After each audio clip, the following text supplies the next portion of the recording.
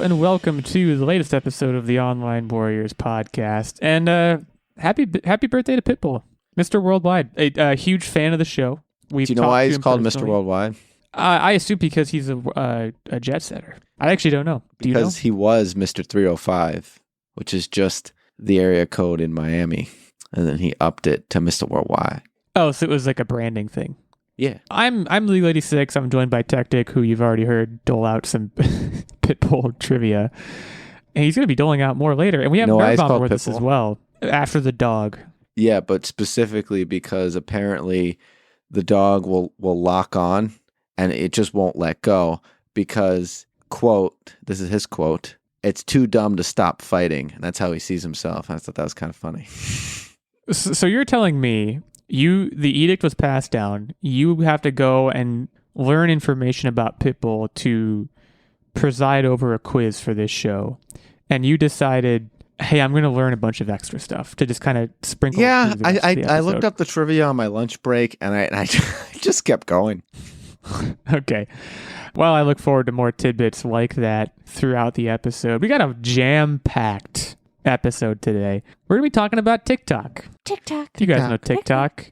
Do you guys get the reference, by the way? Yeah, that crazy lady. From the Hunger Games? Whenever I hear TikTok, I always think of Kesha.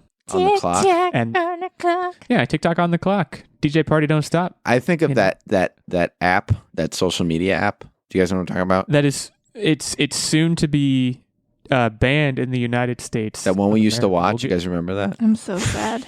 We'll get to that. We also need to talk about The Flash. We need to talk about holes. Remember that book you had to read in like grade school? We're going to talk about the song too. We're going to talk about all that stuff. But before we get into any of that, sometimes in life, my friends, I'll be in conversation or I'll be listening to other podcasts. In this case, it was another podcast. I will give credit as needed. But I heard a question that I knew would just really percolate the conversational juices. Percolate. And I thought about saving it for a secret segment, but I decided I didn't want to wait that long. So let me lay out for you a fictional scenario, and you will decide what your answer to this question would be. Because I have my answers. I've cultivated some answers. I need to remember what they were. But let's say you're dead. So start there. Just imagine that you're dead. You're not alive. Okay. And I guess Nerdbomber, in your case, Techtic, is holding a seance to try to bring you back from the dead in some capacity. He wants to communicate with you. He wants to summon your spirit. Okay? What if I don't want to communicate back? That's not the question. Okay. So there are 3 objects on the table that are designed to help bring you back or bring you into the room to commune with the living. What are those 3 objects? How big is the same table? Question for it's as big as you want it to be. Okay. The question's the same for you, but Nerdbomber is trying to bring you back. And by the way, I'm at both seances. So I shouldn't say like the giant dildo in our drawers. I'm just kidding. We don't have those. Sarcasm is the root of all truth. No. I'll go for. Okay. Hang on. She's being Think about your answers. I'll go first, just to give you guys some time to think about answers that aren't, dildos. We have friends who listen to this show. I'm so excited. I mean, I already have my answers for her. No, you're giving answers for yourself. I don't want your answers for her. You're giving answers for yourself. What objects need to be on the table to bring you back? For me, object number 1, my dog. Presumably he's still alive, and I love him. So that's object number 1. Object number 2, a plate of my mom's lasagna, because I love my mom's lasagna. No, I'm not Garfield. I just, I have a healthy respect for... This is to bring me back, not to just communicate with me, correct? We can say it's to bring you back. It's to raise you from the dead in whatever sense of the word you okay, because if it's communicate, I'm not answering. I'd want her to move on and be happy. Have you guys discussed this? Because you both said that. You both said you're not going to be communicating. Is this a pact amongst the two of you? No, we haven't really discussed it. I just... Clearly your beliefs align on this. Having a ball somewhere, and then he's like, hey, I want to talk to you about work. And I'm like, nah, I'm having a good time. I might want to talk to you, but I'd rather you move on. I'll be all right. I'm going to be honest. I don't remember what my third answer was, so I'm going to have to think about that myself. But those are my first 2 answers, and they may grease the skids for you in terms of what you need to be brought back. So Techtic, you seemed pretty certain If it's to communicate with me, I'm not answering. If it's to bring me back, like straight bring me back, first and foremost, I need clothing. Okay? If I'm just coming back, I want to make sure I'm dressed. That's fair. Like, you got to at least cover my decency. You know what I mean? So this isn't to summon you. This is just purely utilitarian. You're just saying you're going to show up, and if you do, these are the things you're going to do. But like sweatpants would be more appealing. Like if you got me a nice pair of joggers, I'm in. Secondly, tacos. Okay? Yeah. I'm going to be hungry. Okay, I'm with you now. I just want dead back. I'm going to be hungry. Okay? Right, you'll be famished. Yeah, I'm with you now. That second answer made a lot more sense than the first one. Keep going. I think the first one made way more sense, but I digress. And last thing, and most important thing, just a warm embrace. That's it. That's not a thing. Thing. I call foul. I find Nerdbomber's laying on the table. Oh. Embrace it that way. She's alluring you back. I don't even know if alluring is a verb, but she's doing it. Okay. Good answers. Family Feud style. Nerdbomber, anything to add from? I mean, what's going to bring you back? Like you said, and believe me, I get the point. You're not going to be communicating. This is if you're being brought back from the dead. Right. So I would definitely, my dog would be a major one, assuming that gotta have the dog. He outlives me. I want my dog there.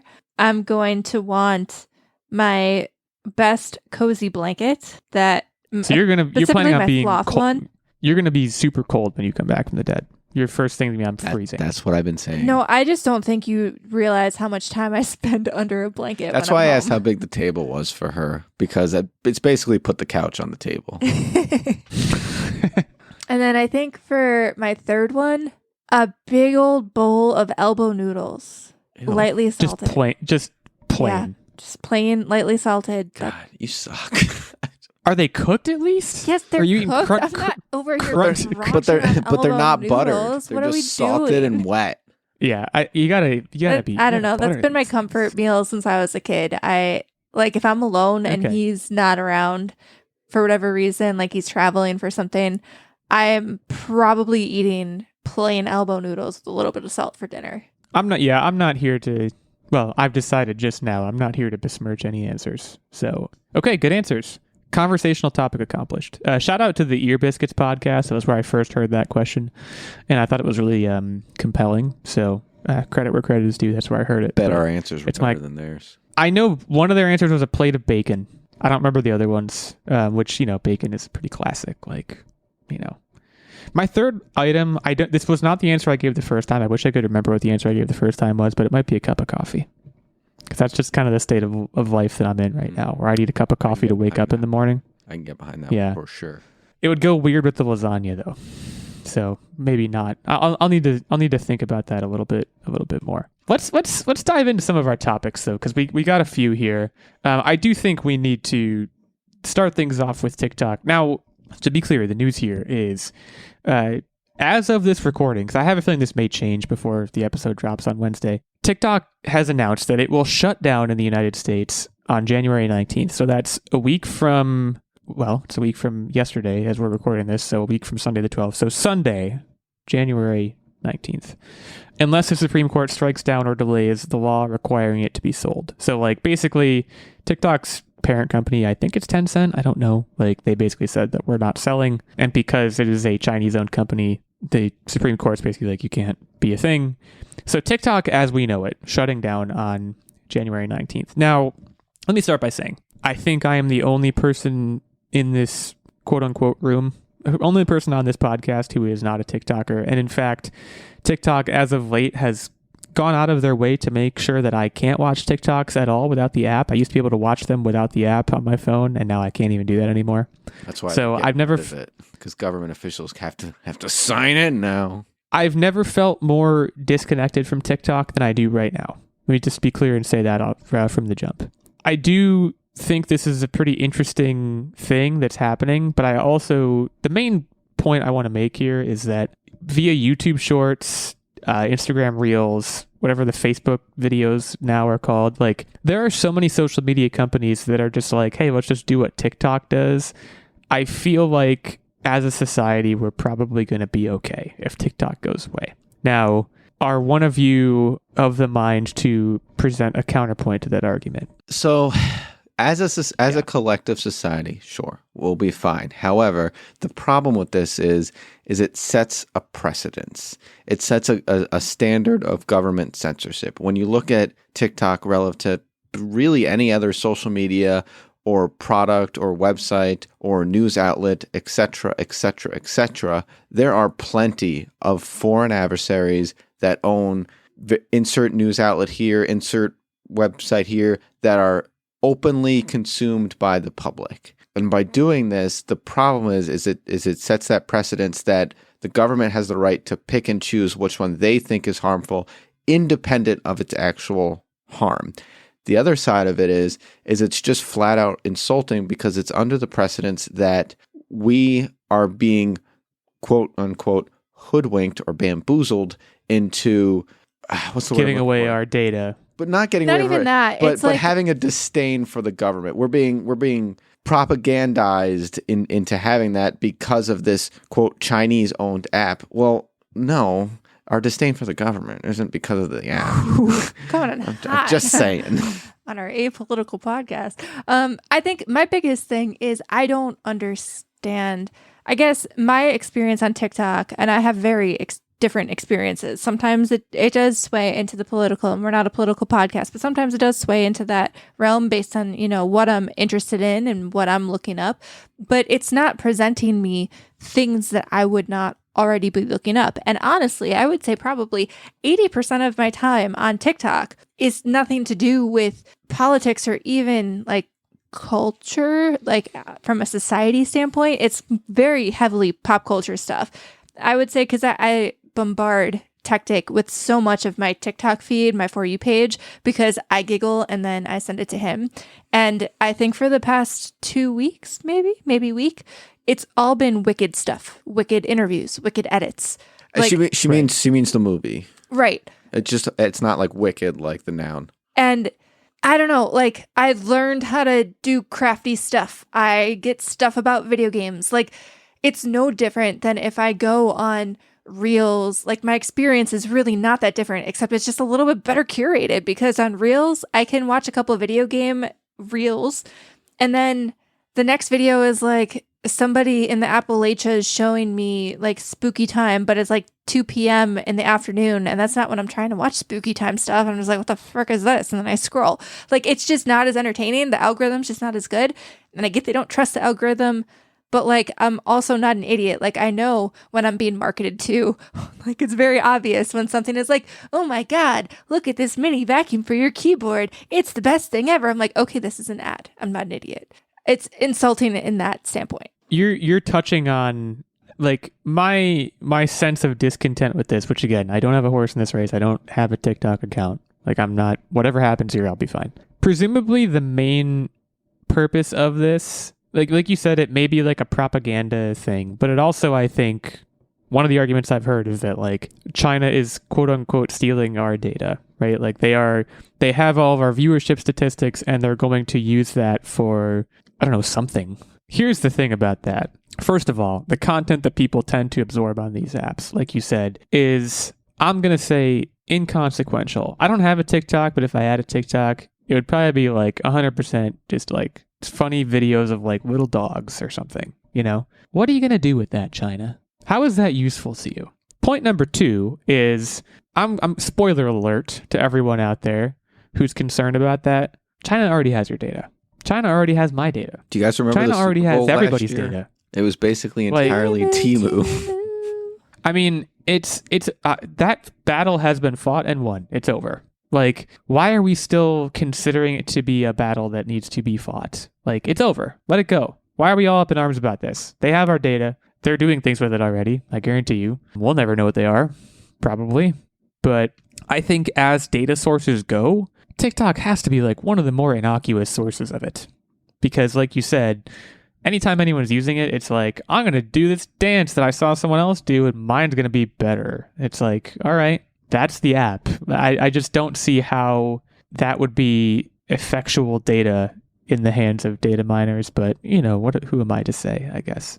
You know, as you both mentioned at various points, like we are as a podcast an apolitical entity, or at least we strive to be. I think it's also fairly apolitical to say that regardless of administration, this is a really great way for a government to like just distance itself from certain generations of constituents. So I'm interested in seeing how that works out. Let me put it that way. It's a bold move, And here's, I guess, the question that I'll close with here. Do you think we're going to get to next Sunday and this is actually going to go through and TikTok's going to be gone? Because I think if I were a betting man, I would say that it will be gone. I think it will be, but I don't think it's going to be over. I think there's going to be more discussions within our government to try to... I don't think everyone is all nay on it. I think there's some voices and some level heads actually listening to logic and understanding the problem and trying to see a path forward. So I think it is going to be shut down, but I don't think it's over. So my personal take, the TikTok ban was actually caked into a humanitarian bill. And so I think another bill has just as recently as potentially this recording day been introduced into Congress, basically saying, hey, this was baked into another bill. We didn't have enough time to really examine the consequences of this action and this decision, and they want to try to extend it another 270 days. So from that standpoint, maybe from a government standpoint, it will have another 300-ish days of legs.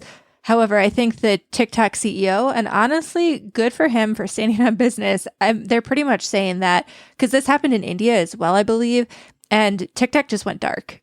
They got outlawed and they just went dark. They didn't try to keep the app running with like no updates or support. They just went dark. And so I think from their standpoint, if this keeps lingering, they're not bluffing. Yeah, they're gonna just not pull bluffing. Out. That I have no doubt of. I think the other thing we need to just take a brief moment to speculate on, I mentioned before that there's any number of social media apps or websites that are providing the same short form content now as TikTok. Where do the creators who are successful on TikTok go, and where does the viewership of TikTok go? Does it go to one specific place, or is it just kind of a diaspora of like they're just getting a little fix on Facebook and a little fix on YouTube Shorts? Like, Facebook is an interesting one because they're kind of going through their own set of PR crises right now. But I will say that for me, that is the closest to TikTok experience that I have is the video platform that they have. So I don't know if that's the one that's going to take over or not. I don't know if you guys have an opinion on that or a prediction necessarily. No, nothing. No, nothing. I think it's possible that it winds up being Instagram, which again is a Meta-owned company, like those the reels and stuff. I don't think people want to go to Instagram. Yeah, that's why. I was kind of sitting there silently thinking, like, Zuckerberg had a huge hand in this entire TikTok ban. Like the lobbyist money that he spent trying to get TikTok taken down as a competitor, I think has soured a lot of people on the entire Meta suite, whether that's Threads, Reels, Instagram, what have you. But I don't know if there's a good replacement right now. I know if you're on TikTok, a lot of people are moving to Rednote, which is actually owned by China. Servers are embedded in China. I think there's a couple other apps that are like in beta testing right now, but right now there's not a one true replacement. It's not like, it's kind of like when Twitter started devolving, like people went to Threads, people went to Blue Sky, people went to Mastodon, and like obviously we landed on Blue Sky, but people are kind of spread over a few different social media platforms, and I think that there might not be a true home for people displaced from TikTok for a while. So you think that the heir apparent may be waiting in the wings somewhere and is yet to appear? Because I agree with what you're saying about Meta. Like again, their image has never been more sullied than it is right now, I think. But, I don't know much about YouTube Shorts, but I'm fairly certain that their app is just not up to snuff with what TikTok provides in this realm. So, like, maybe they will change their app to get to that point. But it may well be that, the quote-unquote TikTok replacement doesn't exist yet. And maybe it never will. So we'll see what happens on Sunday the 19th. But until that point, I don't know, just really just take it all in while you can. Just spend the next 6 days on TikTok, because it may be the last 6 days you have. I guess when this comes out, it'll be 4 days. So just another unprecedented moment in time. Just add it to the list. Just throw it on the pile. Right on. Well, let's move on to holes. And I'm talking about holes. No, that's not the words. Yeah, it's dig it up. Dig it up on. Dig it. Not dig it up them holes. it's not lost on me that there's probably, I don't know, a significant percentage of our audience that has no idea what we're talking about. So allow me a moment to Shia LaBeouf.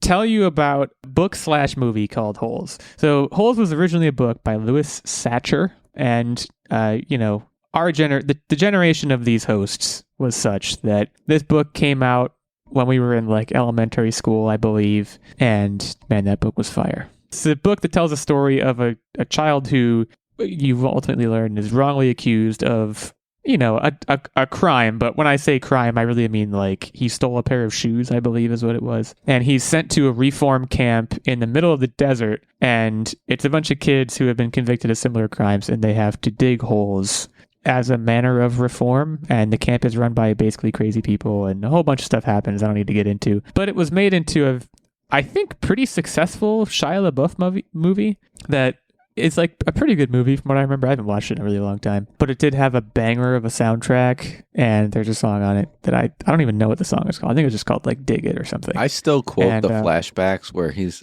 always like, I could fix that.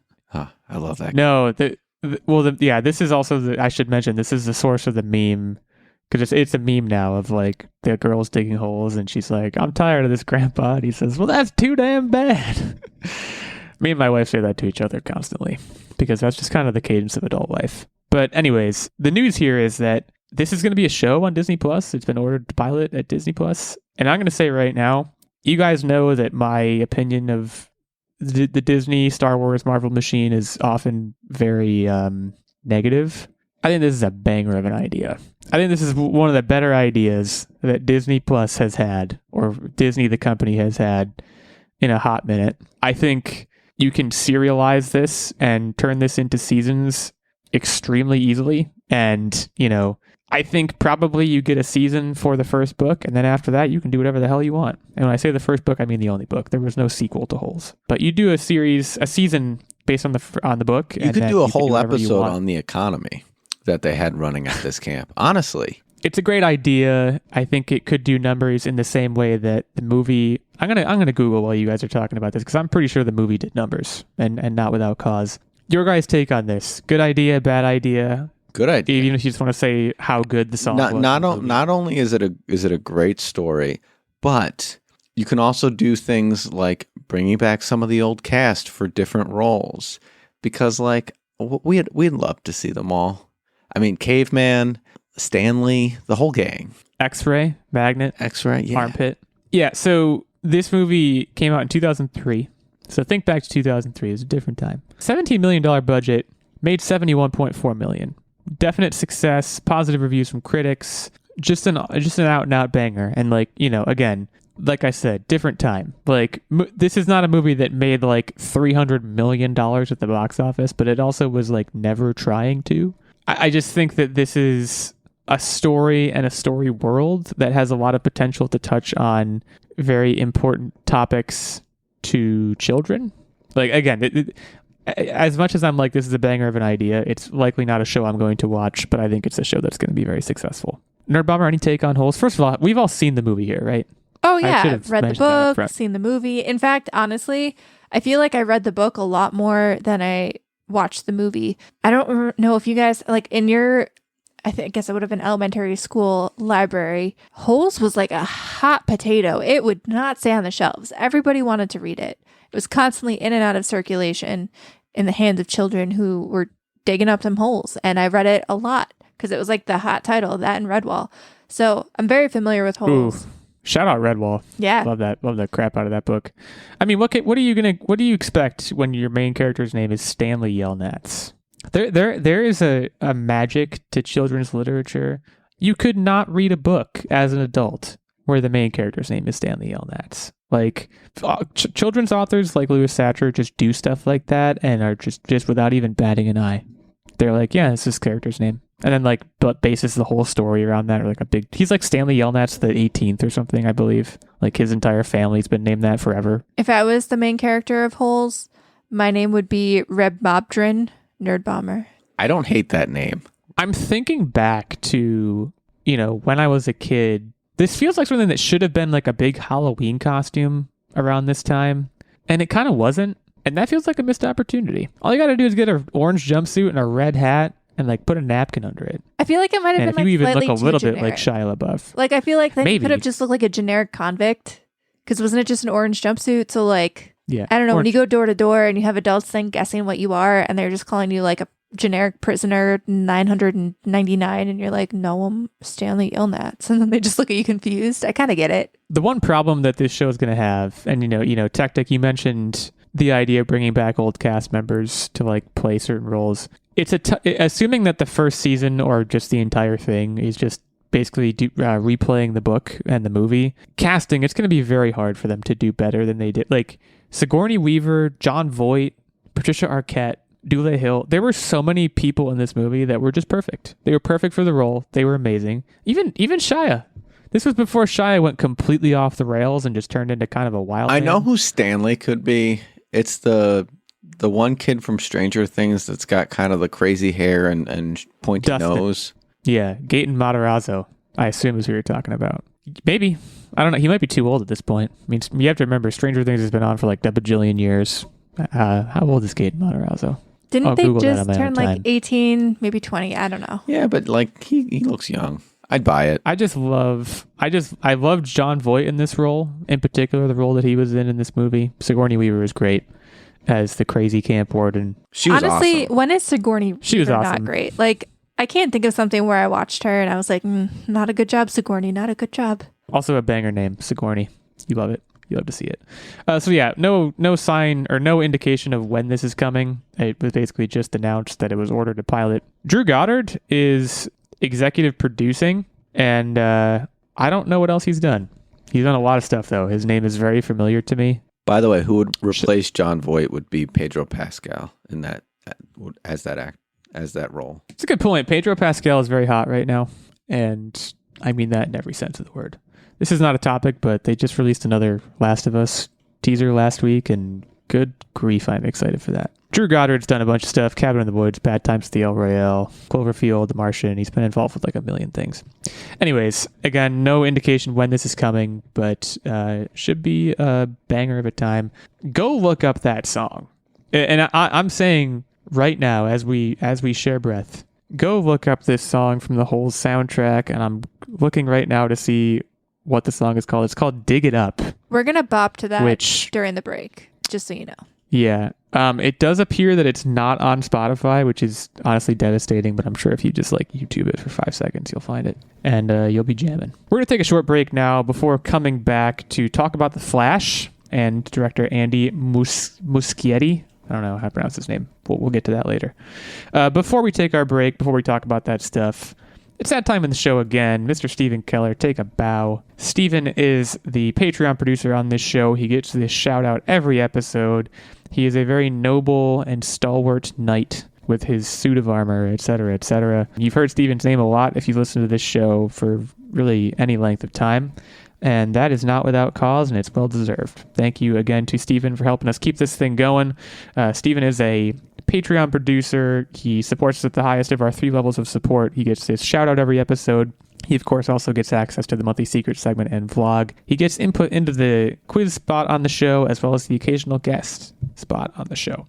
There's also a Squire level of support, which is a little bit lower than the Knight, but it gets you access to the monthly secret segment and vlog. And then there's also a page level, which gets you access to the monthly secret segment. So you can head over to patreon.com/Online Warriors Podcast, get all the details on any and all levels of support. Consider giving back to this show. Consider being like Steven. And come on over to Patreon, have a conversation with us. So again, that's patreon.com/Online Warriors Podcast. Thanks again to Steven. We'll be right back to talk about The Flash.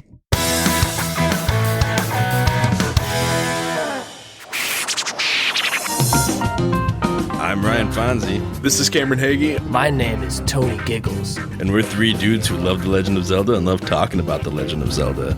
And if you are a Zelda fan as much as we are, then come on down and listen to your heart's content. we have a podcast that we'd like to share with you. It's called A for No, B for Yes. We cover the Legend of Zelda series, different games chapter by chapter, and we have all kinds of theories about what we see and what we've experienced in the game. Do you go through Wikipedia and look up stuff based on the things you see in the game to create theories to how it could link to other things in the world that we actually live in, and not the Zelda one that was the one that was created by the people that are in the world that we actually live in right now? Because if you don't, then you should watch this, because we do. Did you guys get all that? If not, oh, you didn't. Okay. So we are A for no, B for... All right, I'll stop.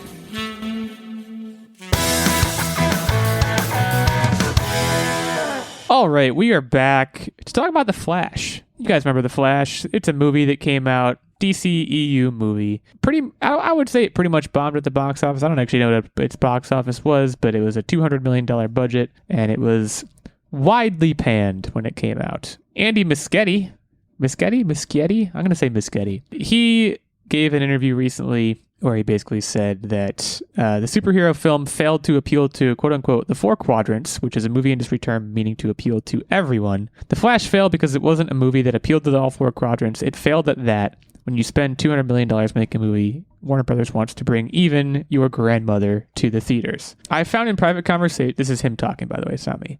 I found in private conversations that a lot of people just don't care about the Flash as a character, particularly the two female quadrants. Such a bad Yeah, take. I'm gonna pop off as soon as you're done. Let me finish because I know you guys are gonna pop off. All of that is just the wind going against the film. I've learned. Yeah. So counterpoint, Andy, the super successful CW show. And that's me not knowing anything. Also, that's I'll turn it over to you saying guys. people only want to see Batman and Superman over and over and over and over and over and over and over again. This is the absolute middest take. I'm sorry. You cast somebody who then had an entire scandal on his hands when the movie was about to drop. Like, what on earth? The CW show ended up spawning an entire... Well, I guess Arrow sort of did. But, The Flash spawned an entire fandom to the point where I think, what was it on the air for on the CW? Almost a decade? Women were some of the top viewership of that show. What are you talking about, guy? You just made a bad movie. And cast poorly. Yeah. From the get, honestly. You should have just cast him directly from the CW and said, you know what? Come on down. And honestly, Flash aside, the entire DC cinematic universe was floundering at the point in time when The Flash came out. And I think they had already mentioned at some point, maybe it was a leak or maybe it was confirmed. Someone have to fact check that. But I think before The Flash even came out, they had already talked about how they were planning to reboot the entire thing. So, can't blame people for not wanting to get behind an entry to a dead franchise who had somebody with some pretty shady background at the helm. Come on. Come on. What are we doing? When you think about the DC comic universe, right? You of course have Batman and Superman as kind of the big daddies. You got Wonder Woman as a super viable character. All three of those characters have had super successful franchises at one point or another, right? As far as movies go. Who is the next most popular DC character? Because unless I'm missing somebody, I'm thinking it's probably the Flash, and I'm not really seeing that as a huge drop off of popularity. Certainly it's less, right? But he is a super viable character to make a movie around, right? And the other counterpoint is that look at the MCU. First of all, they have made a lot of successful franchises around a lot of characters who are markedly less popular in terms of their comic book cachet than the mainline Spider-Man and whatnot. But it's they've also made movies about unlikable characters that have been super successful.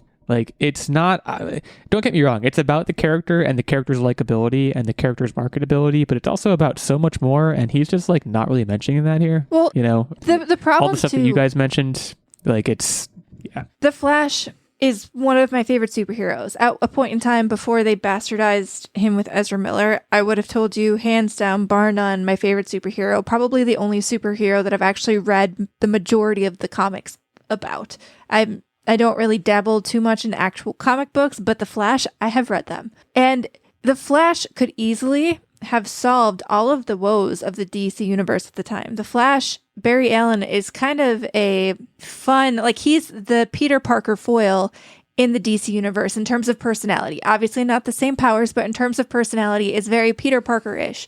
And when the DC cinematic universe was really dark and heavy and trying to turn their image around, they could have done so much with the Flash, but they cast someone who, again, problematic and also kind of brings sort of an emo vibe to the scene, which is just not Barry Allen. Not Barry Allen. And like, I just... It baffles me that somebody was in charge of making this movie out here saying such severe untruths about one of my favorite comic book characters, like just the injustice. Ugh. And what's crazy is where I think the DC universe really shines is the animated movies. And this movie was based on the Flashpoint paradox. Such a good, which is received as one of the best DC animated movies. It's like up there with the Red Hood, the Killing Joke, the Apocalypse War, all of those like bangers. And I don't even like multiverse stuff, and I appreciate that plot line and storyline and think it's one of the better ones in comic book lore. So like, this guy just needs to take a hard look in the mirror and be like, no, you just fumbled the bag real hard. Grant Gustin is out here being like, I can tell you people like the Flash. The other thing I'll say too, you know, say what you will about Ezra Miller, and there's a lot you could say. Even, you know, my touch point with the DC universe at this point is the Justice League movie. I also watched the Aquaman movies and I laughed at them the whole time. But like the Justice League movie, I went into wanting to like, right? Even though he sucks, Ezra Miller does, he was probably the best part. Like when I think back to that movie, he was the most entertaining character. He was the character that was intentionally placed within it for comic relief. And, you know, adding brightness to what, like you said, is otherwise a very dark universe, or that universe that they created was very dark. There was a huge amount of potential there. Even if you stick with Ezra Miller, who, like, as we've said, has all kinds of issues, you know, you probably could have made it work. And you instead chose to, like, make really terrible CGI and, like, do a bunch of, I don't know, make a lot of bad decisions, basically, making this movie. The upshot of all of this is that the guy who's saying this stuff, Andy Muschietti, is apparently going to be directing The Brave and the Bold, which is the first Batman movie in the James Gunn, Peter Safran new DC universe. So, like, I don't know, man. I read that and I'm like, man, DC, you get what you get, man. Like, if you're going to do this again with the same guy, you're going to get what you get. And I don't feel bad for you. I really don't. So, yeah, I don't know there's much more we need to say about this. I kind of knew that this topic was coming up and that you guys were going to just be like, wow, this guy's so wrong. I have less perspective than either of you, but I'm nevertheless inclined to agree. We certainly want to hear from the listeners. So you can head over to Blue Sky. We are no longer on X. You can head over to Blue Sky. I am at @Illeagle86.bsky.social. We have at Nerdbomber.bsky.social, at Techtic.bsky.social, and our main show account at onlinewarriors.bsky.social. Hit us up. Let's have a chat about The Flash. Let's have a chat about whatever else we talked about on this show. Boy, it's already gone from my brain. We talked about TikTok, and we talked about, this was the last thing we talked about before the break. We talked about holes. So just head over there, chat with us about that stuff. Let us know what 3 things would be required to bring you back from the dead. That's another fun conversation we can have over on Blue Sky, or as my wife calls it, Blue Ski. Let's head now into What Are You Up To Wednesday. This is the part of the show where we talk about what we've been up to. And I'm going to go first. That's my right as the person driving the bus, and I don't want to hear any complaints. Mine's going to be short. That's really the main reason. There's 2 things I want to update y'all on. I am once again reading The Expanse. I still have not started the show, and I don't really know when or if that's going to happen, but I'm really enjoying the books. There's 8 books, and I'm kind of just drip feeding them over a period of years. I think I'm on like a 1-a-year pace at this point, and I was just about due to read the 3rd book in the series, which is called Abaddon's Gate. So I am about halfway through that. At this point, the series has really settled into, it's a set cast of characters and also introducing new characters with each book in a way that is familiar, comfortable, comforting, I would say. And it's just good old-fashioned sci-fi storytelling. Really good world building. If anyone is looking to maybe get into that series, I think I'm far enough in at this point to say I would recommend it. 8 books is a lot of books. I imagine I will finish, but it's going to take some time. But in the meantime, I am enjoying it. The other thing I want to update you all on, longtime listeners of this show will remember a period of time. I think about a year ago, maybe a year and a half ago, where I, thanks to my wife, fell very deep into an ER hole. And by that, I'm referring to the show from like the 90s that was on NBC with George Clooney and a bunch of folks about an emergency room. Well, one of the main characters from that show, one of the main actors from that show, Noah Wyle, is back with, I believe, also a couple of producers of ER, John Wells being one of them, to create a show called The Pitt. And The Pitt is on HBO Max, it's on Max. And this is an hour-long medical drama that's going to be released one episode a week, I believe on Thursdays or Fridays. And it is similar to ER and shows like Grey's Anatomy in the sense that it is telling the story of characters who are all working in an emergency room. The unique thing here is that it is happening in real time. So each of the episodes in the first season, I believe there are going to be 12 episodes, and each episode corresponds to a real-time hour in the lives of the people that are working there. The assumption is that they're all on a 12-hour shift. Noah Wyle is heading up the cast as essentially the main character. And we've watched 2 episodes. It's super, super good so far. Very high production value. It's, I think, being very, very thoughtful and very careful with how it delves into, the various healthcare issues that exist in this country, which again, I think, regardless of your political beliefs, you can acknowledge that there's a lot of issues there. The show is kind of diving headfirst at them. It takes place in Pittsburgh. That's why it's called The Pitt. There's 2 T's. So I would recommend looking that show up if you're a fan of medical dramas at all, and in particular if you were a fan of ER, because there's definitely a lot of connective tissue there. I will throw things over to Nerdbomber to keep us going. All right, so I'm obsessed with Wicked, and I have a bone to pick with you because you didn't like it, and that makes me sad because I'm obsessed with it. And I have seen the Broadway musical. Techtic has not, and we're going to remedy that at some point. But this was really, really good, and I don't understand how you said you fell asleep. I thought the casting was phenomenal. I thought the music and singing chops was phenomenal. I think the ability to expand on the story and see facial expressions of the characters that you can't get when you're on the Broadway version of the musical was phenomenal. I'm like, I literally cannot get the songs out of my head. No one mourns the wicked. He's obsessed with it. He'd never seen it before. Like, we're literally actively looking up ways to get to Broadway so that he can see it because we're currently not anywhere near the traveling show. So yeah, it was great. 10 out of 10 experience. It's not that I didn't like it. It's that I fell asleep. Those are 2 very different things. I would give it a go again. You're not gonna like what I'm about to say, so just watch it midday.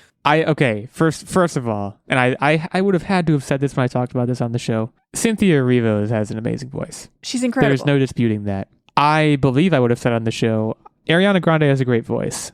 I do not like the vocal range that her character is forcing her to sing in constantly. Her character is designed to be annoying. She's also trying to imitate the original. Yeah, I mean, that's how Kristen Chenoweth sounded on Broadway to an extent. And also, it's not like that. So I feel like you got her in the beginning of the movie. And without giving away spoilers, Kristen Chenoweth has said that Glinda, when she's at her least authentic, is singing in her higher pitches. So as the show goes on, she gets more into a more normal vocal range, which is then more palatable.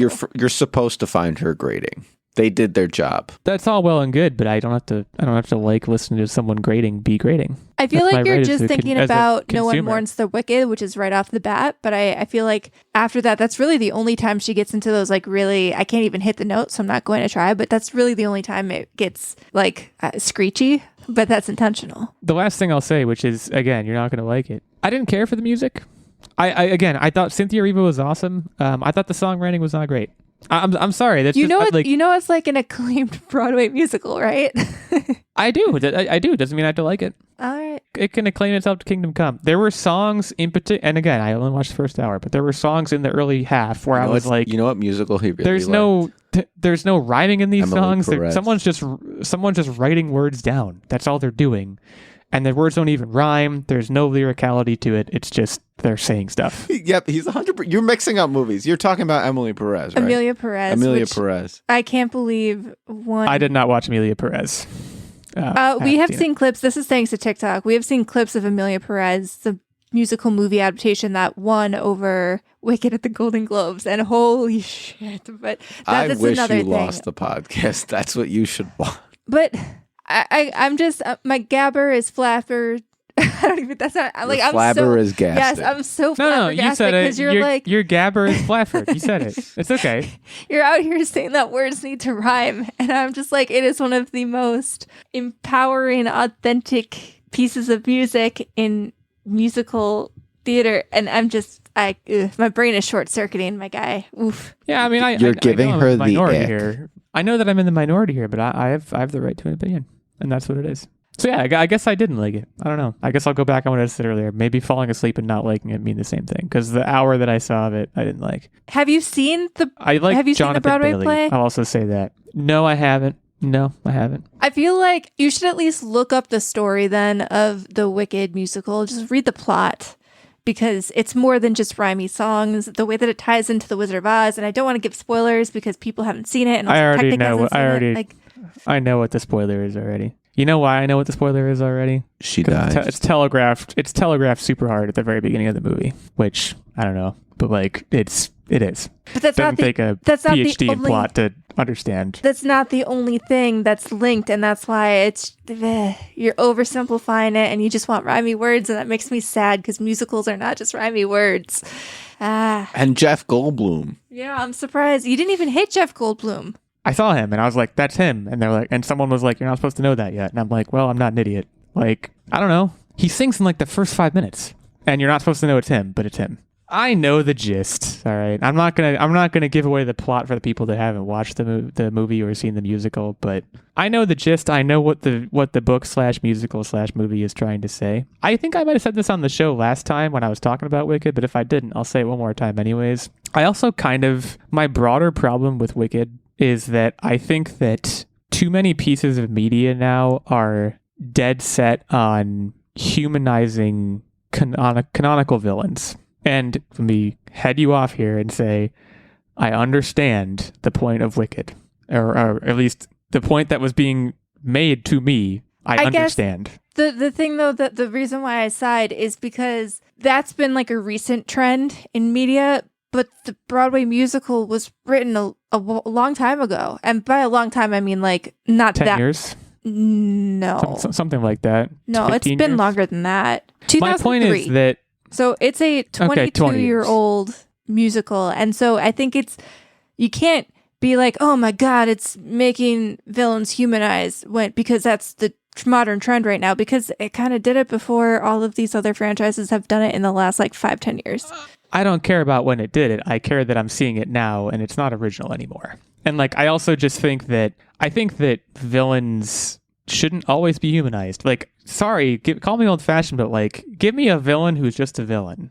Like just a straight piece of shit. Yes, give us characters to hate. But Don't that's make the thing, everyone though. have a good side. I don't want that, you know?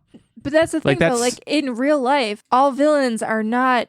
They're the hero of their they're the own hero of stories. their own story. It's all about perspective. I understand that, but I think there's a lot of pieces of media that are more fun when you have someone that you can unabashedly and without conscience be like, I hate that guy. But That's why reality TV is so fun to watch. There is a villain in Wicked. It's just not Elphaba. No, again, I understand that.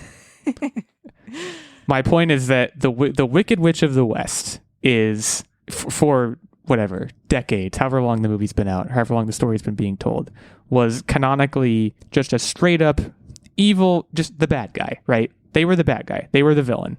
They were evil. I don't understand the constant inclination or need to humanize that character when they are a media archetype. They are a narrative archetype. They can remain that way. That's okay. Like, I think we've suddenly turned into a media consuming and producing society We where didn't, though, because it's it's not based okay on to a have book characters that was like written that. in 1995. I'm not saying it's a past 20 years thing. It's certainly more common now, but like, I don't think I think there are certain villains that should just stay villains. Like, yeah, that sort of bothers me. And you're right. Wicked, the movie itself, is my feeling that way about the movie is not its fault. It's a product of the time in which it's coming out where, yeah, every villain is like that now, to the point that we've created anti-hero characters. Like, no character can be just bad or be just good anymore. That's not the story's fault. But again, it doesn't mean, I still have that problem with it. Like, that's maybe being unfair. But you asked why I don't like it, and I'm answering you. Well, And I don't respect that you have a right to your opinion, but your opinion is wrong. I'm just gasted from the fact put that on his, the his soundboard. previous "What Are You Up To" was that he went to a Broadway show and then just goes and doesn't like this. That's the thing. You're an anomaly as a human being. I do think. I mean, there's a do lot of think- Broadway shows that are just different than other Broadway shows. I mean, I do think just you because I liked one tend doesn't mean I have to to like be all of them. a contrarian. Like you have this niche where I've noticed you don't like things that are trying to be too artsy fartsy. Like when we're talking about award shows, you don't like it when they get too artsy fartsy, but you also don't like things that are too mainstream. You're like a medium hipster. Like you don't go full Probably hipster, but you don't like That's to a fair be complaint. mainstream. I think I don't like to be pandered to in either way. And you just described two extremes, both of which I think pander in a certain way. That's a really quick hip shot analysis, but it's what I'm going to go with for the time being. All right. Well, Wicked was Anyways, good. If you Wicked was good. if you appreciate the fact that it was a revolutionary Broadway musical and you wanted to get a movie adaptation of it where you can see more facial expressions and flesh out the interactions with the characters a bit more, it was great. And yeah, my gabber is still flabbered. Can I say one more thing about it that you're gonna not like? Just a quick cap on this. Okay. I'm cringing, but let's hear it. Let's hear it. I know already what your counter argument to this is going to be. I don't care. Making this movie into two parts is someone should go to prison for that. That shouldn't be I allowed. disagree. In fact, there were scenes that were cut. I had a feeling that you would. I'm just saying that. I usually that's how I feel. do agree that splitting up media into multiple movie adaptations is terrible. But in this case, there were even cut scenes that I think should have been included. And I don't know. I don't mind that this was cut. I think for Isn't the book like 100 pages? Or am I it's like not an entire understanding? series. Hey, Holes was just one movie. But to your point, yes, the Broadway show I think was just under 3 hours with an intermission. But they have like they're trying to make it more presentable to the widespread audience and people who may not have seen or appreciated Broadway. I can see why they're trying to flesh out some of the character interactions. And I would say even still like there's stuff left on the cutting room table that would have improved the movie even more. I'm okay with staying seated for 2 hours for Wicked, but that's just me. Fair enough. Yeah, no, I mean, there's no doubt that I'm in the minority here, which I think is the like third time this episode I've said that. But I'm sticking to my guns. That's all I know how to do. Glad you enjoyed it. I'm sad that you Techtic? didn't, but does that leave us with Techtic, or do you have more? it does. No, I mean, other than that, I'm just still playing Balatro. Hey. Hey, How's it going, guys? hi. It's going really good. Tough act to follow, but what have you been up to? So this has been like a really boring weekend for me overall, but I'd have to say the two things I want to touch on is I watched some football. It's playoff season. Excited to mention that. And the best thing about football is it's kind of a passive activity, so I could do something else in the background. So I made a huge leap forward in my game and started doing terrains, and like it's starting to look like a real thing as opposed to just this blob going around an open, undetailed landscape. So it's really exciting, and I just wanted to share that terrains are cool. Yeah, I love a good terrain. I also love a good playoff football. So I see that as a very good use of time and a good update. I'm going to let you hold on to the reins here because, sir, you are the quizmeister today. And as has been mentioned, the topic is Mr. Worldwide. Now, you actually didn't drop a single other Pitbull fact throughout the remainder of the episode, so I commend you for that. But at this point, the floor is yours. You are 1-0 on the quiz tracker. I am 0-0. I have yet to play. Nerdbomber 1-1, and Steven also not yet on the board. He's also 0-0. So without further ado, let's head down to Miami, I guess. I don't know what to say. Dali. Okay. So Pitbull, he's getting longer in the tooth these days. What year was he born? Longer in the tooth. I'll go first because I have the better record. He's definitely over 40. He's hit 40. It's come and gone. I don't think he's 50 yet, though. I think he's probably 46. I think he's 46. So wait, do I have to say what year he was born, or am I guessing how old he is? You could do either. One involves me not doing math. The question was, what year was he born? Word. I'll do the math. Well, he would then be, it would be 1979. It's a great year. 1980. Good game. All right, so Nerdbomber takes this one, user +1 right off the bat. And the answer is 1981, January 15th. Wow. Yeah, his birthday. That's right. His birthday's coming up. I accept the L on that one, but your +1 is gone, Nerdbomber. So watch out. I thought I used it really well, though. So you're familiar with a lot of his songs, I'm sure. Within those songs, how many albums has he released? Does he do albums? I thought he was just releasing like one-hit bangers. just a song a year, just kind of into the void. It's one song albums. That's what it is. I'm gonna say he probably has something stupid, like he's got 8. I don't think that's stupid at all. I think that's just a good guess. What constitutes an album? I'm gonna go under here. I'm just gonna cut it in half and say 4. All right, Nerdbomber takes this one as well. He's got 12 albums. I should have +1'd it. All right, so Pitbull has been nominated for 143 awards, ranging from People's Choice Award to the Grammys. How many of those nominations, how many has he won? Nominated for 143. Dude's got to be batting, 15%. I'm going to say 19. I'm going to say 30 because I feel like he also has writing credits that he probably could have won for that he might not have been singing on. All right, so Nerdbomber takes this one as well. Oh, so I got clean swept. He has been nominated for 46 awards. At this point, I'm just going to do one more for good measure. No, he won 46 awards. Yes. Is what you meant. What did I say? Okay. Nominated. I knew what you meant. He won 46 awards. Last question, just for funsies, because there's no point in belaboring this death. One of the ways in which he gave back to the community was he helped start a tuition-free public charter for middle school and high school kids called Sports Leadership Management, otherwise known as SLAM. What is the graduation rate in percentage of this program? I'm just out here trying to feel out where the A came from in that acronym, but and Sports Leadership and Management. Gotcha. I'm gonna say 75%. 76%. 96%. Wow. Okay, Pitbull. Let's Top off. go, Pitbull. They should call him Mr. Matriculation because that's a very high rate of graduation. Well, I'll take the L. Nerdbomber, congratulations. I've never been more excited to say that you know more about Pitbull than I do. So you moved to 1-1.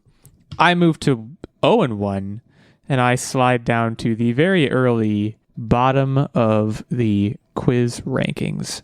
And next week, you will host. So we're kind of just trading L's here, but the cream rises to the top here. Eventually, someone's gonna break away from the pack. So believe me when I say, listener, you're gonna want to be around when that happens, and that can be next week potentially. Thanks to all who have listened to this episode. You can head over to Apple Podcasts, Spotify, anywhere you listen to podcasts. Leave us a review. Let us know what you thought of the show. Hit us up on Blue Sky at the handles previously mentioned in the episode, and consider stopping by our Patreon. Patreon.com/OnlineWarriorsPodcast. Say hi to us, say hi to Steven, our Patreon producer, and consider giving back to the show. We will let you go there. We will leave you until next week when we enter the potentially TikTokless world. And in the meantime, stay safe and keep on podcasting.